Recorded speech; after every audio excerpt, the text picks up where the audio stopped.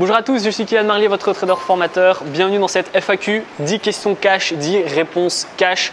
Donc on va parler argent, capital, etc. Donc vous allez adorer cette FAQ. On va commencer tout de suite par la première question. Quelle est ma rentabilité mensuelle en trading?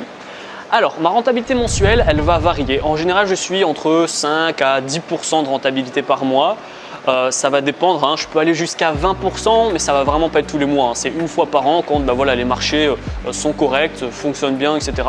Si pas, il faut compter voilà, 5, 8, voire 10% de rentabilité mensuelle. Deuxième question, qu'est-ce qui te fait gagner le plus? Vous m'avez posé cette question-là quand je vous ai parlé de mes 10 sources de revenus de cette année justement. Alors, ça va dépendre. Actuellement, c'est la crypto qui me rapporte le plus d'argent parce que voilà, tout le monde en parle, il y a des ATH, etc. Donc c'est vraiment ce qui me rapporte beaucoup d'argent actuellement au mois de novembre. On est sur des rentabilités énormes avec 5 chiffres de profit tous les mois. Donc c'est vrai que c'est beaucoup. Maintenant, quand ça va pas être le crypto, ça peut être aussi le trading. Quand je vous ai parlé justement les 10, 15, 20% de rentabilité, c'est sûr que dès que je fais 20% de mon capital, là j'ai un gros revenu tout simplement. Donc soit la crypto, soit le trading. Mais en règle générale, c'est chaque fois l'un puis l'autre. Ensuite, la troisième question, quel est ton capital en crypto justement?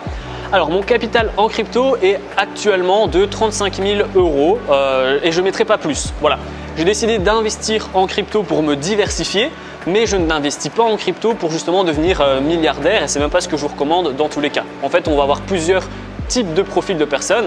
Les personnes qui investissent tout dans la crypto en pensant vouloir être millionnaire, les personnes qui sont comme moi, qui juste investissent en crypto comme moyen de diversification et les personnes qui sont bourrées de thunes et du coup ils investissent en crypto parce qu'ils ne savent pas quoi faire de leur argent tout simplement.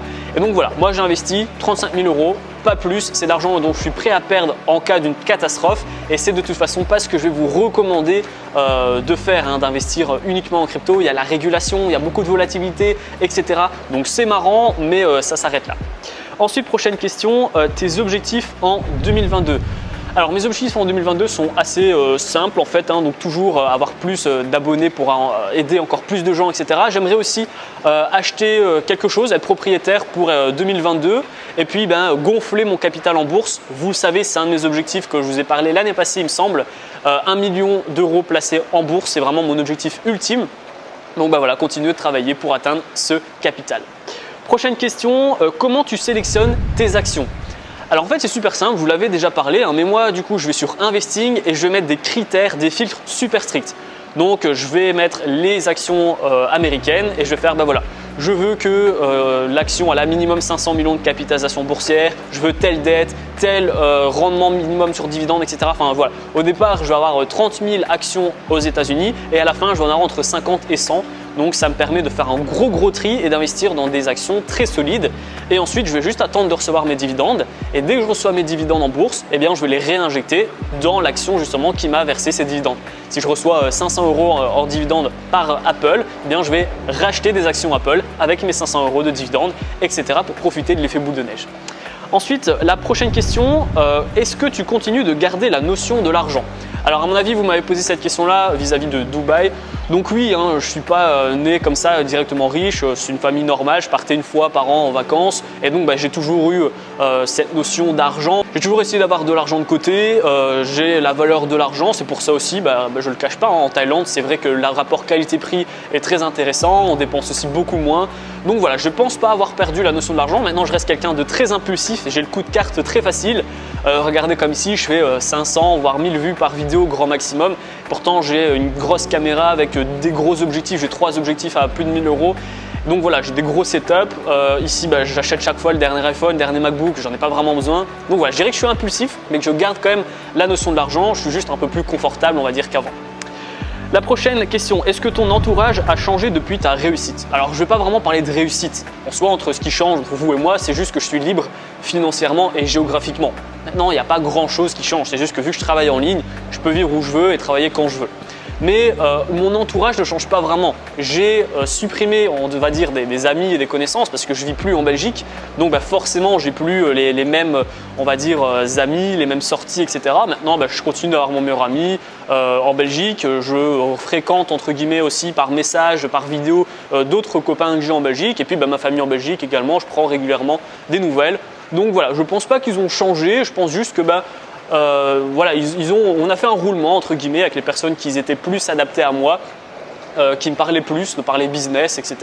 Et les personnes voilà, qui sortaient tous les soirs et qui se mettaient des gains, bon, c'est pas trop mon activité favorite, on va dire. Donc avec le temps, on a arrêté de se contacter. Ensuite, les prochaines questions. Donc, que penses-tu de l'avenir des cryptos? Alors, comme je vous l'ai dit, je pense vraiment qu'on est au début de quelque chose comme l'Internet. Donc, c'est quelque chose de très gros ce qui se passe. Il y a beaucoup d'argent à se faire, il y a beaucoup de volatilité, il y a beaucoup de rentabilité, mais du coup, il faut faire attention. N'investissez pas pour être millionnaire, il faut vraiment faire attention à son argent, je vous l'ai dit, investissez de l'argent dont vous êtes prêt à perdre. Maintenant, c'est vrai que voilà, en tant que diversification, ça peut être très intéressant d'investir dans de la crypto-monnaie. Prochaine question, un youtubeur dit de ne pas écouter les conseils gratuits, qu'en penses-tu? Alors c'est une question en fait entre guillemets qui me permet de faire un coup de gueule, une parenthèse. Je ne me considère pas comme youtubeur, c'est important que vous vous le mettez aussi en tête. Moi je suis entrepreneur, investisseur et ça s'arrête là. Je vous aide et c'est pas en faisant des vidéos drama ou des vidéos pour faire du clash ou répondre au clash qui vont vous aider à justement avoir une bonne expertise en trading. D'autres le font et je les blâme pas, bon ça fait des vues, ça fait des abonnés.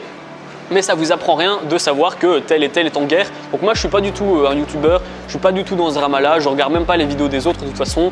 J'ai une vidéo à sortir tous les jours donc je suis vraiment fixé, j'ai toujours été comme ça.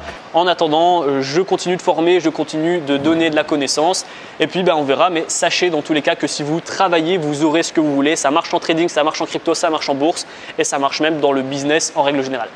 La vidéo est terminée, j'espère qu'elle vous a plu. Si c'est le cas, n'hésitez pas à la liker et à la partager. Dites-moi en commentaire si vous avez encore d'autres questions, je pourrais vous y répondre sans aucun problème. Et puis moi je vous dis à très bientôt pour les prochaines vidéos. Ciao ciao.